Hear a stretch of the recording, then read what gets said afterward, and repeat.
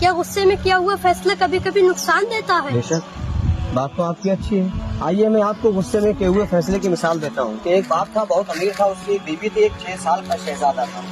बहुत नाज से, बहुत प्यार से, बहुत लाड से पाला करता था। वो इत्तेफाक की बात यह है कि एक दिन अपने बाप की बहुत कीमती चीज उसका 6 साल का बेटा तोड़ देता है। जब 6 साल का बेटा उसकी बहुत कीमती चीज तोड़ देता है तो माँ शाम को यानी कि उसके बाप के आने के बाद में शिकायत करती है तो बाप गुस्से में अपने बेटे को मारना शुरू कर देता है। इत्तेफाक से मारते मारते हाथों से जब थक जाता है तो कोने के अंदर अंधेरे में एक लकड़ी पड़ी हुई थी, उसको उठाता है, अपने बेटे के हाथों पे मारना शुरू कर देता है। रात का अंधेरा था, ना बाप ने देखा, ना बेटे ने देखा, ना माँ ने देखा। बेटा रात को रोते रोते बिस्तर में सिसकियां लेते लेते सो जाता है। सुबह माँ जब बेटे को उठाने आती है तो बेटे के हाथों को देखती है तो हाथों में यानी कि जंग के निशान थे, यानी नीले हाथ पड़ चुके थे। माँ की ये हालत देखकर चीख निकल जाती है।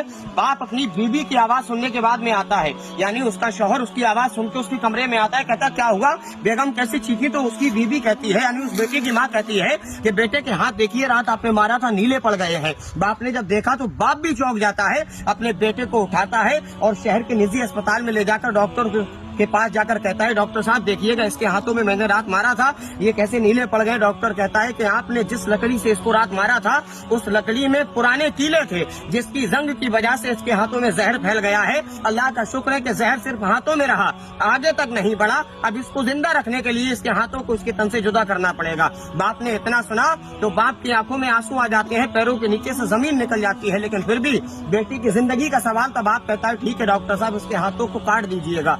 रात में बेहोशी का इंजेक्शन दिया जाता है।